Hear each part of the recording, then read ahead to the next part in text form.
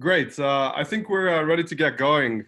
So thank you everyone who's joined the webinar. I really appreciate you dialing in, and hopefully you can see the screen share and follow along. We've got quite a few folks joining us today. In terms of the panelists, this is Murgesh Desai. I'm the VP of North America for Excedo. I'm based in Toronto, which is under some fairly heavy snowfall. But my fellow panelists are based in the US West Coast. So Mark and David, would you like to introduce yourselves? Thanks, Murgesh. Yeah, Mark Adams here. I am a VP North America for Jump, and we're suffering under it's nearly, I think, 70 degrees or something here right now, so it's completely fine. We're managing. Hi, David Rondon. I'm a Chief Technology Officer for a company, Row 8. We're a transactional video on demand service. Fantastic. I know we've also got some folks joining in from Europe, so appreciate you guys dialing in. It's a bit later in the day for you. So before we sort of jump into the meat of the webinar today, we'll start with a few introductions of the companies we represent. So I'll actually kick this off.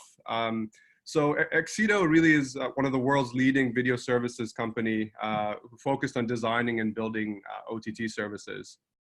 We do so for a plethora of different device platforms, whether that's mobile, tablet, 10-foot experiences, web, but also we've made recent forays into video use cases enabled through AR and VR as examples. So you name the screen, and essentially we've deployed or are deploying video experiences for it. We're doing so at a fairly large scale. So today our Excedo One user experience product platform is supporting over 400 million connected devices around the world. And that spanned almost 80 billion API calls in 2018 alone. So we're supporting all types of different OTT services, whether that's broadcasters, pay TV operators, greenfield OTT services, and across every type of content vertical, be it news, sports, entertainment, lifestyle brands, and others. In terms of our DNA, Excedo truly believes in building native and performant experiences for the different device platforms out there. But we know that building a robust OTT experience is really about the sum of the parts. There's many different integrations that Excedo needs to integrate against, whether it's authentication and entitlements, but then also other aspects of monetization, such as ad serving. Data is obviously going to be the hot topic today, and we want to ensure that we're able to translate data collected across all these different integration verticals across to our B2B customers. And from there, of course, the discussion is really around what they can do with it.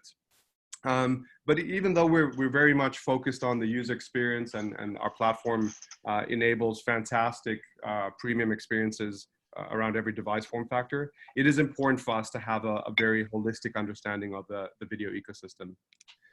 And really what's powering a lot of our different customers is our Excedo One product platform. So we have announced at IBC a couple of months ago a revamped Excedo One, which has a number of different layers, which I won't really get into today. But of course, we have the front-end applications, but the use of data through our business intelligence built in on the platform and enabled through partners such as Jump is very important to the success of our customers. And we also have a burgeoning marketplace whereby different video ecosystem partners will be able to integrate against our platform. With that, I'll actually turn it over to Jump TV and Mark Adams. Thanks, Murgesh. Okay, let's get going. So Jump is a business data platform for the OTT video industry. At our core, we're an AI and machine learning business. Data informs everything we do.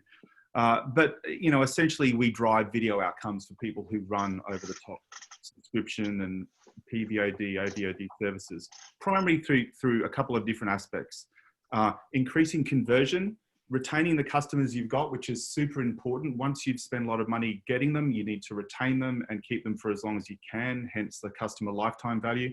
And also managing the effectiveness of your marketing campaigns. All the effort that you're doing into retaining and keeping those customers has to be tied back to the marketing campaigns, and we can help with that. We have a lot of, like I said, we have a lot of AI and machine learning models, but they're really about driving 4 different outcomes or providing 4 different models. One is converting your users, like not only looking at historical data, but making predictions about what and how and when they're going to convert using the marketing campaigns that you've put out into the marketplace. The second is churn. Churn is probably the biggest issue facing OTT operators right now. You can have churn rates of up to 30%, 50%. I know, you know, the headline numbers for Disney Plus, for example, in November, they signed up 24 million, I guess, trial users. How many of those will convert and how many will they be left with by the end of December, say? And just corollary to that, Netflix apparently has lost 1 million subscribers in the last month. Thirdly, the customer lifetime value. So predicting once I've got that customer, if I can keep them on for an extra month, you know, times 10 million subscribers, that's hugely impactful to my bottom line. And then looking at the segments, really understanding the cohorts in my business in terms of customers, how they arrange by genre type, platform, content usage, and so on. Ultimately, people talk a lot about AI, but it really comes down to how does it impact my business? What's the business outcome? And you know, we've been doing this for around 3 years and have got some great real world statistics of how we've been able to impact people's businesses. 20 to 30% increased conversion rate, 15 to 30% churn rate, which is just massive. Increasing the CLV over 10 to 15%, and up to 50% of marketing effectiveness improvement. These are huge ROIs, and it's really driven by our topic today, which is data. We'll go to the next. Just a quick look under the hood of how it works. I mean, essentially, we're taking data from a number of different sources, front end and back end. We have what we call a data lake, which we use to normalize and optimize raw unstructured data from different sources. And then we apply our machine learning models to it for each of the different modules. And the output to that is a business-friendly dashboard that, you know, marketing and product teams can use to actually make marketing decisions and understand more about their customers than they would have otherwise. You don't have to be a data scientist to use our product. That's really important that we have a really broad user base. But you know, the insights are really powerful and they can really impact your business. So from here, I'd like to hand over to David from Row 8. Hey guys, so let me just start with giving you a little more of a take on what Row 8 is. So we are a bit of a unicorn in the marketplace. We launched as a transactional service. Most of the video services now launching OTT are either subscription or advertise, AVOD. This presents a couple of challenges, which I'll get into, but we're subscription free, direct to consumer. We're on a number of platforms. We try to come up with some very innovative pricing programs to try to get people to transact in off-peak hours, including a satisfaction guarantee. You start watching a movie within, you don't like it within 30 minutes, you can swap it out for another rental, kind of on the same occasion. You don't like your steak, send it back to the kitchen, we'll send you out a new one. And we believe we worked closely with Excedo to deliver a streamlined interface. We think we have one of the most compelling interfaces out there from an app perspective. Just speaking to some of the stuff that Mark was talking about, some of the challenges we face is not only acquiring data from all these disparate platforms, but as a transactional service, you don't have the regular usage that you would on an SVOD service, right? SVOD is all you can eat. You're gonna just keep coming back and watching content and driving trial. When you have to pay for each content, people tend to watch maybe 1 to 2 movies, but you don't have the behavior. You have a sparser data set. That means that the value you have to bleed out of your data is even more critical. And companies like Jump, I think, do a great job of surfacing that, provided you get them in early enough into your planning, right? I think the danger is waiting too long and making data an afterthought. You really have to build it into the fabric of your apps. I think that's enough of an intro, Mrugesh, if you want to kick it off and keep going. Great. Thank you, Mark and David. So with that, we'll jump right into it in terms of our discussion topics. Again, in terms of the panelists, we're really representing sort of the user experience standpoint in building multi-device through Excedo. Jump is giving you the data strategies and data science side of things. And in row 8, of course, you have a customer who's sort of built out an OTT service and is serving hundreds of thousands of customers. So guys, with that, in terms of our first topic, when you imagine the word data, what are some of the things that actually come to mind in the OTT context? Mark, would you like to sort of give your perspective on this? Yeah, absolutely. I think our view, data, quite frankly, these days is an asset to a business, just like cash or real estate. I mean, it's effectively, in any sort of subscription or customer-facing business, data is like the electricity. If you're not using it effectively, then you're not really running your business effectively. But one of the problems is customers are actually swamped with data. They have data from 7 different systems, and they might be telling them 7 different results or metrics about the same particular topic. So it's a blessing and a curse, but it's something that you really have to leverage. And if you're not leveraging it, then you're not really using the best asset you have, quite frankly, in running your business. Great. Yeah, I think from my perspective, data really is a raw form of collection when it comes to the OTT services, but it's really how you translate that data into useful information, and perhaps from there, how can you use it in an autonomous nature to affect all types of different strategies, whether that's UX or content. But I think there is this notion that the more the data, the better, which I think is true in some cases. But as sort of David alluded to earlier, really it's about implementing a data strategy quite early in the development of your OTT service so that you can take advantage of data that's collected from day one. David, what are your thoughts on this? Well, I think towards that end, I think what you said is, I think the planning is important, but you're never going to be able to anticipate anything. So the one recommendation I could give for a strategy is, in this data lake, you're creating a fossil record of all your data.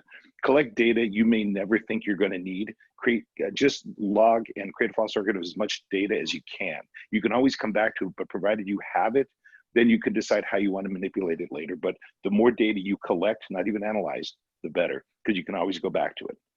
Yeah, that's a good point, David. I think the more the better is a great axiom, and it doesn't matter if the data is noisy, if it's raw, if it's unstructured. As long as you have it kept somewhere, then you can use machine learning tools to leverage that and perform queries on it at some point in the future. And you just never know. But quite frankly, I mean, every customer touch point, from the subscription management service to the UX events to the CRM events to customer service tickets, quite frankly, can be effective in your go-to-market strategy and your customer retention strategy. So it doesn't really matter if it doesn't make sense today, or if it's raw, it's unlabeled or untagged, then we can definitely do something with it at some point. Absolutely. I think at the end of the day, data is there to sort of prove theories around churn issues, issues affecting user engagement, but they can also reveal new use cases that you may not have thought out that data can actually solve for. And at the end of the day, it's really around improving or optimizing the OTT service from there. Yeah. So go ahead. Sorry, Mark.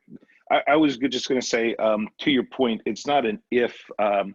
You'll need some data that you hadn't anticipated later because your business model changes or your requirements change. It's more of a when. And it's critical to be nimble enough, but you can't be nimble if you don't have that data somewhere. And as Mark said, you'll figure out how to interpret it with machine learning and these other tools that are coming online, because the tools are only getting better. Yeah, very true, very true. And the final point I wanted to make on that, I think for a lot of the techniques, machine learning techniques that people want to apply to their data, they probably actually don't have enough, and more is always better. The way these models work is the more data they see, the better they get trained, the more accurate predictions they're able to make. So being able to, in some way, take your data and perhaps aggregate it with some more anonymized data around, similar markets or geographies or other SVOD services is super powerful to be able to deliver better results from your machine learning predictions. Because if you've got, I'd say, only 1 million subscribers, but you can actually tap into a data set that features 70 or 80 million or 100 million subscribers, that is going to give you much, much better results from your machine learning predictions, because it's just the nature of how it works. More data is always better. Absolutely. Another hot topic is really around what types of data is being collected by OTT services, or what data should be collected by OTT services. From an Excedo perspective, we have a number of our B2B customers asking for all types of different user data to be collected, whether it's on the user behavior side of things, how folks are actually interacting with the application, how they sort of navigate the sitemap. But then, of course, from a content catalog perspective, our customers really want to understand what are the popular titles, how often are folks spending watching those titles, are those titles sticky? But there are also other interesting data points that are being collected. So David, I know from a Row 8 perspective, one of the data collection strategies revolves around geo-based data collection. Do you want to sort of talk about that a little bit? Sure. The collection is the easy part. It's kind of how we manipulate it. We have a mechanism when you sign up, we basically get your zip code. We convert that to lat long. Our original business model was a premium VOD service where we were going to show movies to consumers in the home while they were still in theaters after about a 30-day lag. In order to accommodate the business models for the movie theaters, we could create basically an embargo zone of a certain radius around, kind of a trade area, if a movie theater was showing that movie, and basically block it out to that level of a granular within 1 to 3 miles to 5 miles, as opposed to an entire DMA like people do blackouts now for sports games. But we could also turn that if we could strike a deal with the movie theater, we could basically say, we're going to allow a consumer to view this movie within your trade zone, but we're going to give you a piece of the transaction. So this is a place where we're using data to try to move the needle into a new business model that doesn't exist yet. And it's those kind of innovative things that you need to figure out.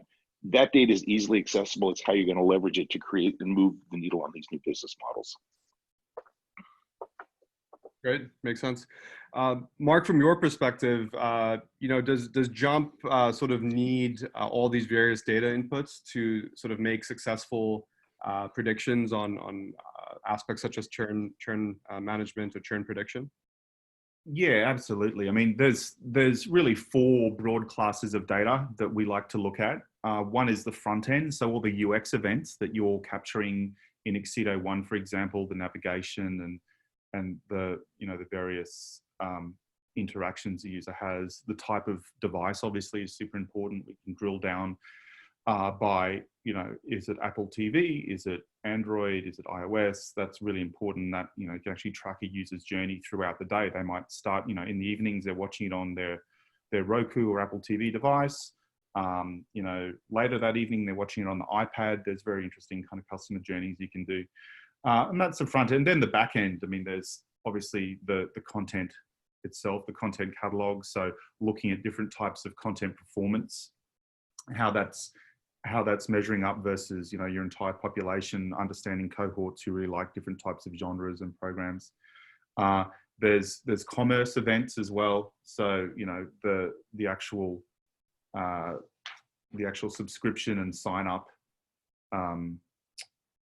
of the user, when they're actually first getting onboarded to your service, and also that gives you the tenure of the customer as well. That's super important. And then there's the authentication as well and registration. So when they're first being onboarded, so that's those 4 classes of data are really fundamental to us. That allows us to give a really, really strong picture of what the consumer is doing, what cohorts they belong to, how to market to them and retain them, and how to keep them on and make predictions about tenure and how long they're going to stay on the service for. Yeah, it seems to be that we're all hitting upon the same point, which is there's multiple sources of data, and all of which are quite important to build up the holistic picture of the user base and how they're consuming the OTT service. One of the strategies that we've developed at Excedo is running a workshop quite early in the OTT development process to actually identify what the base level of analytics would be for that customer. But then also identifying a host of different custom events that are unique to that OTT service that will provide them the right types of insights once they start doing some of the data modeling and understanding what they can actually affect in terms of churn management and user engagement. So it is a very important step in the process from our perspective to really sit down during the planning stages on OTT app development to really understand what needs to be collected. And then certainly there are various different data analytics SDKs, and some also enable through API integration that allow us to facilitate those events to be captured in a useful way. And once the data is actually captured, it also then comes down to how it's being interpreted by the various stakeholders. So you of course have engineering stakeholders, QA folks, product folks, business stakeholders. So the actual reporting of the data to these various stakeholders is really important. You can, of course, rely on standard dashboards that some of these analytics providers have in their tool sets, but oftentimes it is important to actually customize it so that it's tailored to the correct stakeholder and they can interpret the data into sort of useful information. David, Rakesh, I just my only thought on this is this data you collect. You talked about it in looking at consumer acquisition, consumer churn, and all that is very important. Any of this data is also critical to your product roadmap, right? To prioritizing what your product roadmap is going to be, where you think you're going to see hits, and having some predictability there. It's critical that the stakeholders for coming in, that it prioritizes what you're going to do next, and where you're going to bring out additional resources, whether you're going to put off some other feature that you have on your product roadmap, but it does inform the product roadmap, or it should inform the product roadmap. Yeah, absolutely. And I think a point you raised there, Rakesh, about who's using this data and what they're doing with it. I think the way we've organized things at Jump is we have a set of dashboards that are pretty easy to understand, and you can drive actions around marketing and other things from the dashboard. So, marketing and product people can see exactly and understand how content is performing, how the customer lifetime value is performing against their metrics.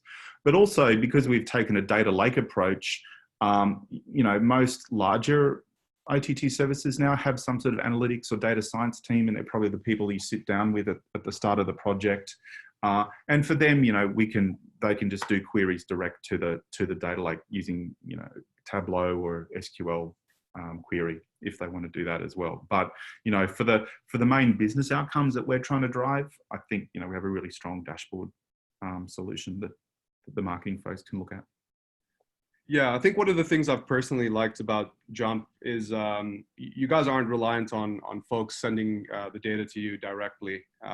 You've been able to sort of come in even when they've established analytics collection through some of the third-party analytics players like Google Analytics, and then sort of being able to sort of siphon that onto your dashboard and almost sort of normalize it and make sense of it. So it is useful that you guys sort of have this 360 approach to collecting the data and then providing it in a holistic way on your dashboard. Yeah, I mean, the data belongs to the customer first and foremost, especially there's very sensitive data there around subscribers and other things that, we never actually store it ourselves. It always belongs to the customer. That's really key to point out. Yeah, that's a great point. We've often had during sort of due diligence processes with customers, them asking us if we store or collect any personally identifiable information through client-side analytics integrations, and the answer is no. It's sort of an important facet to the way we integrate and build out our apps, that it doesn't actually allow us to store any personally identifiable information from the user. And that's sort of an important aspect, of course, within our borders in the US and Canada, but especially important in Europe, where GDPR obviously is a lot more stringent in terms of what you can and cannot do with data. Yeah, absolutely. Great. The next topic is really around how OTT services are leveraging data-driven strategies and how they're able to sort of optimize their services using those strategies. So there's various sort of perspectives here that we can share from the panel. David, maybe if you'd like to sort of start in terms of a row 8 perspective and how you're doing that today, or if you're doing that today. No, we're definitely doing it. I think I alluded to it in our last point, and that's really for me as the Chief Technology Officer to really drive product roadmap. Everything that we need to do from a feature standpoint is going to be driven to, to drive the customer to transact or to transact more frequently or to convert the initial customer. So we try to do some innovative things on Roku where let me just talk about a challenge we had. We had a challenge where consumers we'd offer them a coupon. They'd have to transact on the web and then watch on Roku. People generally don't transact off platform and watch on another platform. That's kind of what we saw with behavior. So we had to come up with an innovative way to capture that user behavior, kind of auto coupon on the Roku platform and provide for them a seamless way where they didn't have to actually enter in a coupon. But we had to use that data in order to implement this and to message properly within the app. And it was a challenge because of the limitations of the Roku platform. Yeah, and that applies to if you wanted to buy something on Amazon, for example, on the Apple TV platform, you can't do that as well.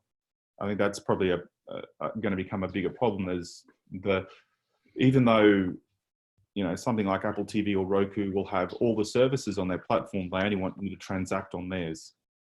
Yeah, correct. Yeah, I think from an Excedo perspective, one strategy we've seen to be quite effective is the use of data to drive UX experimentation. So we've built into our Excedo One platform the ability to actually run A/B testing and even multivariate testing for the different device platforms. And essentially, by sort of using the conclusions from the testing, you can actually drive better engagement purely based on the way the layout of the application has been configured. So for example, we've run A/B tests with regard to onboarding experiences, perhaps as a specific segment of users who are younger and are much more in the know of how to leverage these types of applications. So, having a robust multi-screen onboarding experience might actually turn them off and is a bit annoying for them. But perhaps for an older crowd who might sort of be trying out the Roku or the Fire TV for the first time, it's actually quite important to give them a better onboarding experience. And that will actually lead to better search and discovery of your content, and of course lead to better KPIs with respect to video consumption and in-app sessions. So we find that the data is of course driving a lot of things with respect to content catalog, but also on the UX side of things, it can be used quite effectively. So using the data-driven strategies to drive both content recommendations and optimize on the UX, I think is quite key to OTT service success moving into the future. We're finding that even amongst some of the big tier 1 customers we have, some of them are only now getting to the experimentation on the UX side with respect to data. So it's not like this problem is focused only on the greenfield OTT services who are making their sort of initial forays into the video world. The problem, I think, is spread across the industry. Mark, David, do you guys sort of concur, or do you sort of see a different perspective on that? Well, I mean, I think that the UX experimentation is excellent. I mean, I think the user sign-up flow, I think, is super important. Regresh, do you find that does it actually impact like the layout of the service, like, you know, where the various panels are and the rails and so forth? I mean, do you measure for that as well? Absolutely. I think with respect to any of the UI, we look at it in a very modular way. So, you know, being able to understand, you know, content rails, even nuances around aspect ratio, all of that can feed right back into the experimentation, right? You know, having cinematic content like row 8 might mean you actually want a less is more type approach to the home screen, as an example, because you really want to hone in on the featured piece of content. But Yeah. you know, other services who are much more about, you know, search and discovery and leaving that up to the user.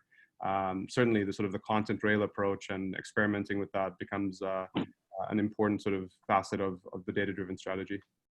Yeah, I mean, I have to say that's the core of our personalization and recommendation strategy is surfacing the right content, you know, effectively in real time when the consumer's there. So, you know, we obviously get great data around the genres and content types that they're fans of, and we want to make sure that that is front and center when they have finished watching something and we're surfacing what to watch next. And that's all through a dynamic UX experience. I mean, that's the only way to do it. If we all logged on to any of our OTT services today, we'd all see different, you know, whether it's Netflix or Row 8 or anything else, Disney Plus, we'd all see a different set of content just personalized for us. And I think that's so important. And that really means you need a flexible UX to do that.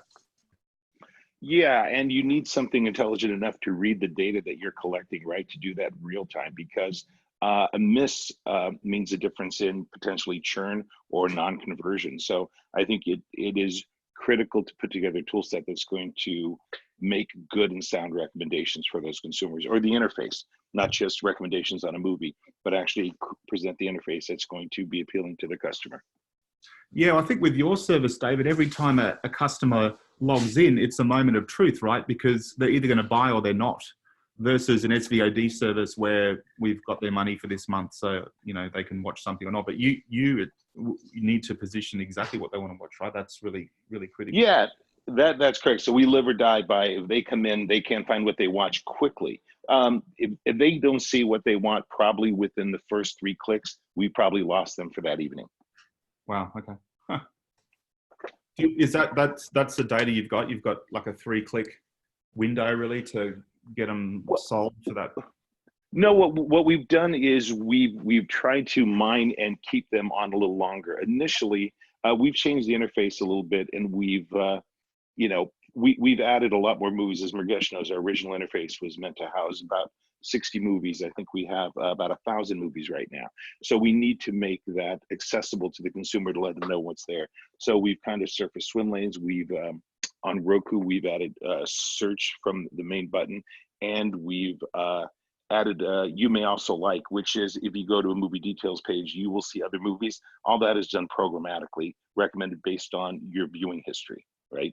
So what we've tried to do is increase the probability that within the clicks you're going to be there. First, we try to extend the number of clicks for your lifetime. Second is maximizing the clicks that you're actually making when you're on the service.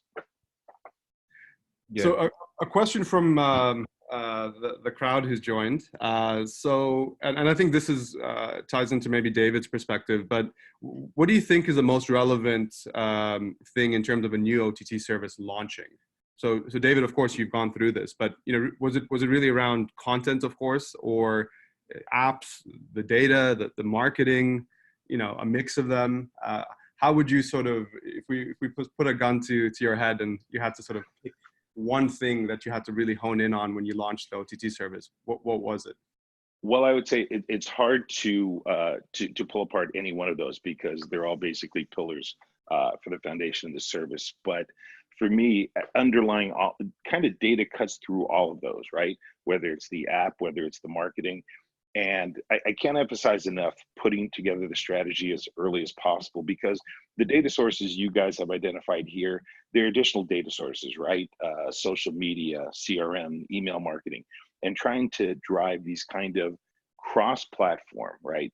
finding these unique identifiers. So when you said identifying what data you want to do, doing it intelligently, I think it's about trying to figure out what that unifying piece of data is. So no matter where that consumer is, you can track that behavior and kind of marry that data somewhere. And whether it's video usage data, app usage data, where they're transacting, where they're not converting, right, where they're abandoning a transaction. This is it's a lot of data, but your data strategy, and I think the second piece of advice is don't spend too much time on the planning, because you're not going to anticipate everything. Just your job is really to collect as much data as you can in a fossil record, and then figure out how to analyze it once the business develops. Absolutely. Another question that came through was around, how does one actually understand the effect of an A/B test before running the test in a real environment? It is a great question, and of course, without real user perspective, the data can be quite skewed in terms of who you ask to participate in a controlled environment. I think there are actually more effective strategies than using A/B testing in a non-production environment. So actually doing deep user research is probably one area. So you can actually set up interviews with target segments, understand the use of the application in sort of a controlled environment, or even an unmoderated environment. There's lots of great tools out there, such as User Zoom, if you've come across that tool, to leverage that type of use case. But really the A/B tests and multivariate tests provide a lot of valuable insight once you actually have the real users in the wild, and you can actually look at multiple geographies and multiple demographics, and that will really feed into the right types of conclusions. Mark, do you sort of have a perspective? Because we do sort of collaborate with Jump to sort of run some of these tests. Yeah, well, I mean, if you've got a big enough subscriber base, you can do it with your live audiences, do it with a subset, which is what Netflix has done for years, I think, is A/B test various UX modifications by using real data. But I mean, as always, you need a big enough data set to draw conclusions, and sometimes perhaps in the wild is the only place to get it. But at the end of the day, you also have to quantify the change in UX, and with David's service, it's very easy. They subscribe or they don't. With they transact, they purchase the premium VOD or they don't. With other subscription services, they have targets around utilization, right? So can I keep you on the service for an extra 6 minutes a day, or an extra 2 hours a month? And that kind of utilization drives retention and drives customer lifetime value. So as long as you can make all the UX changes you want, as long as it's properly quantified in terms of whatever metric you need. And I love David's 3-click analogy. Like, as long as they're getting around and clicking and making the transaction, then that's great. And for other SVOD services, I think it's really the tenure, the amount of minutes you spend in the service, looking around and watching video. So it's taken us about 40 minutes to bring up Netflix, which I'm quite proud of that.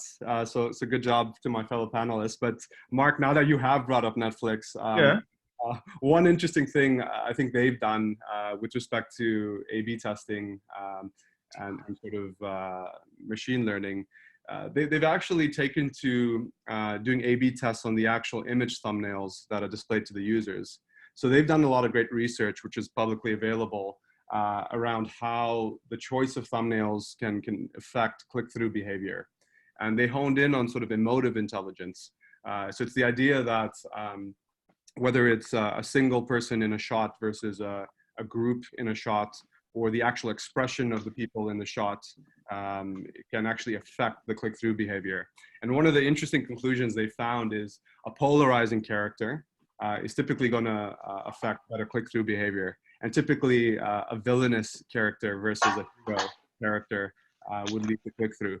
So we've actually taken a page out of that and started collaborating with the AWS recognition platform, and offer this type of image recognition and generation of thumbnail approach to our customers, so that they can actually leverage it for A/B testing purposes, with the idea that even a second shaved off of click-through will, of course, lead to a significant impact if you're thinking about millions of users consuming hundreds of millions of minutes of video content every month.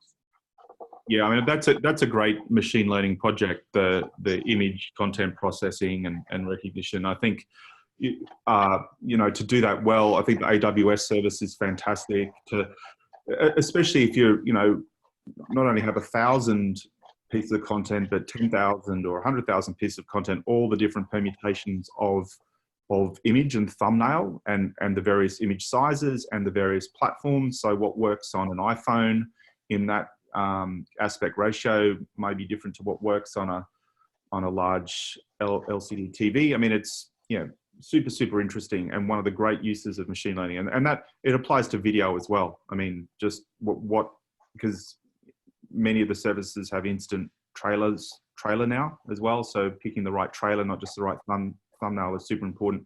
And taking it a step further, you can actually build the right kind of trailer with optimized with machine learning and image processing. Yeah, absolutely.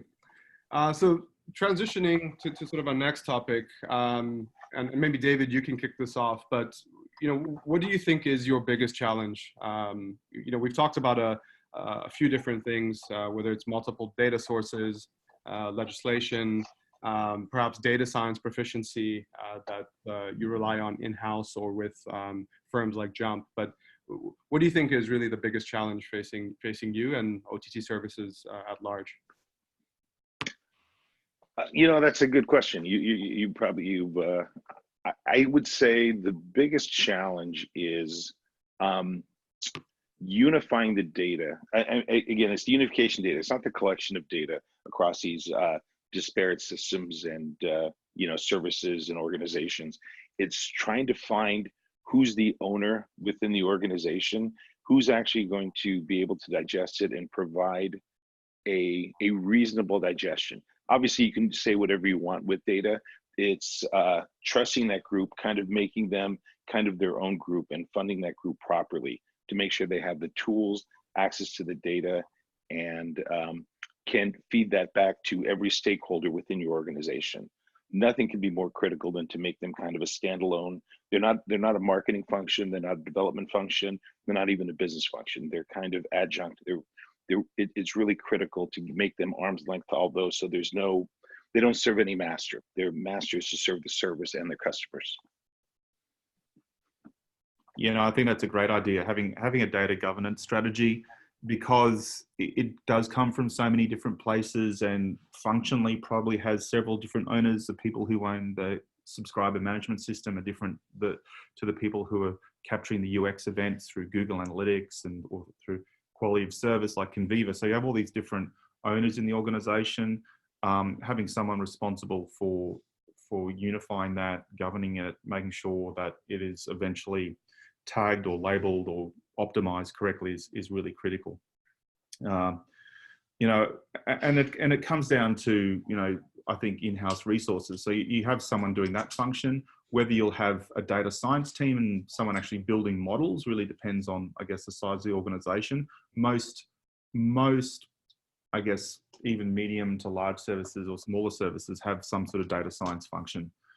It just depends on, you know, how it's resourced, and you know, a lot of discussions people are having internally is buy versus build. Like, can I actually build the models and have enough data to train them so that it, you know, surfaces a meaningful business impact? You know, and that's really the question. More often than not, unless you are, you know, incredibly well resourced, then you won't have that sort of capability to do in-house, and you will have to, even just from getting a large data set, go outside the organization to help you build that stuff. Yeah, Mark, I guess toward that end, I would say it would be hubris to think that you're going to be able to solve all these issues with yourselves. There are a number of good partners that we've leveraged, including Excedo, including our OVP, and we've had several conversations with Jump.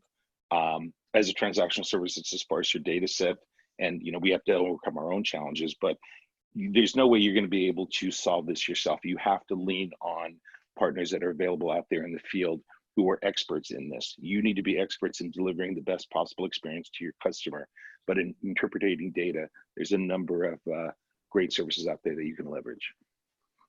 Yeah, I think we all sort of agree on the resourcing aspect, right? The idea that the average OTT service can build a data science team in-house and start making sense of it, you know, really detracts from, of course, their core focus, which is, you know, acquiring great content to get to the users and working with partners to sort of enable the video ecosystem, including the UX around that. So, you know, we've had even tier 1 customers who've been working with us for upwards of 5 years on building out the OTT services, iterating on it, building in all types of new data sources. And at the end of the day, you know, they've got a minimal analytics team in-house and are not really using the data, making sense of it. So, you know, for me, it's really not around the collection of the data. I think there's a lot of great tools now that allow to do that very, very easily. But it's the use, as we've kind of alluded to. You really need to leverage partners and sort of come up with a good strategy that you can, you know, focus on a lot more. We are getting a lot more questions from the crowd, so I'll try to speed things along since we're 10 minutes away from the end. But, you know, in terms of the final topic we were going to discuss today, it's really around what is utopia when it comes to data-driven strategies. So perhaps if you're looking 2 or 3 years out and as the OTT market continues to evolve, you know, what is the benchmark that everyone should shoot for? Mark, would you like to kick this off? Yeah, I mean, like, I think the utopia in terms of data analysis is having true artificial intelligence, making a meaningful impact in your business. And I'm talking end to end. So everything from content sourcing, doing your licensing deals based on, you know, historical several years worth of content usage, and being able to strike the most effective content deals. Talking about content acquisition, so taking that data and generating automatically the right kind of acquisition campaigns and the right kind of channels to the right sort of people. And then making the right kind of predictions around customer lifetime retention and churn as well. And done in such a way that it's almost not a black box. I mean, all the data is getting fed into the data lake and people can see it, but, you know, it's running in such a way that if I engage in this action as recommended by the system, then I know I'm going to have this impact. I know I will acquire this set of customers and I'll reduce churn by 15%. I know all these outcomes will happen in a really predictable way. I mean, that's really the end result for artificial intelligence in general. I think to get there, we still have to spend a little bit more time, you know, building models, and there's still going to be a human judgment element, of course, because you still have to, you know, come up with campaigns. You still have to develop pricing strategy. There's still a lot of human trial and error. There's human curation and editorial of content. But, you know, eventually I think it's a much more automated process. And so frees people up like David to focus on building the best service, you know, and getting, you know, going and acquiring the best content and innovating on the business models. You know, Mrugesh, my thought on this utopia, I think that, you know, for now, Netflix is a thought leader. You talked about, you know, them showing the different artwork, potentially a different trailer. You know, years ago, it was the ordering of a title or the ordering of a swim lane.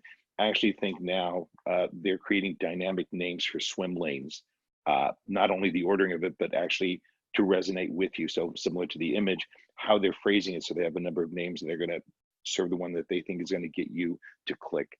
Where I really see the holy grail is using all the stuff that Mark just spoke about and actually driving potentially a different UX for a consumer, having a number of ones, and it's going to drive them, not just the presentation of the titles or the artwork within the UX, but maybe a fundamentally different UX to consumers and get them to drive. Now, it's very costly, but if you're doing it dynamically, automatically, and using machine learning, you can just do it programmatically. Yeah, absolutely. If I think about the user experiences for some of the social media platforms like Facebook or Instagram, at the end of the day, for every single user, it's very much a blank canvas approach, right? The UX that I have, the content that I have is completely tailored to me. And I definitely see the OTT services evolving to that. So, being able to actually use data to drive autonomous change, both on UX and on content across the multi-device ecosystem, I think is something that is going to become staple in a couple of years. Today, very much the sitemap of most applications is dictated by the user experience paradigms that device platform lays out to application developers like ourselves. But a lot more of them are providing the flexibility to really define the UX that will drive better engagement on a segment level. So through folks like Jump, who are able to help identify very nuanced user segments across all the consumers, that in itself will start driving the effectiveness and ROI on these sort of data-driven autonomous strategies on the UX. So that really, for me, is where we're going to go in a few years. We do have maybe one or two questions that we can take on before we wave goodbye to everyone. And perhaps we've touched upon this quite a bit, but what would be your advice on how to start with a data-driven solution for any company? Mark, if you had to kind of surmise maybe in the one or two most important ways to start this, what would that be? Yeah, no, absolutely. I think starting is a classic problem in data science. Quite frankly, it's called the cold start problem, right? So if you don't have any data, there's nothing to analyze and train and build your models, and you might have to be in business for 6 or 9 months to actually get enough data to do that. So I think that working with a partner who can actually leverage some pre-existing data to give you a running start. I mean, obviously your service will be unique with its own content and business models, but overcoming that cold start problem is super, super hard to do. But on your own, I mean, you need to leverage some other databases to be able to do it. On data sets, I should say. And David, if I guess you had to start it all over again in terms of incepting row 8, what would have been the way you would have started your data-driven strategy, if it's any different to how you actually started it? I would have thrown out everything I assumed I knew about what I needed and gone after a much wider swath of data. Basically, I think the planning initially is just capture as much data as you can and do your best to anticipate base level of what you think you're going to want to interpret, and let the business kind of naturally drive how you think you're going to want to analyze it later, because there's no way you can really anticipate that. Great. I think with that perspective, we can probably wrap things up. It's been fantastic collaborating with yourselves, David and Mark. I think the perspective on data science and running an OTT service, coupled with the Excedo perspective in UX, hopefully was valuable to all of the participants here today. If there's a last word that each of you would like to leave, that would be fantastic. Otherwise, I think we'll be wishing everyone happy holidays, and hopefully we'll see everyone at the Consumer Electronics Show. Happy holidays. Thanks for having me, Mark and Mrugesh. Appreciate it. Yeah, thanks very much, guys. We'll hopefully, see you at CES. Happy holidays. Cheers, everyone who's joined, and good afternoon for North American folks, and good morning for some of the West Coast folks, and good night for everyone in Europe. Cheers, everyone. Take it easy. Cheers. Thanks.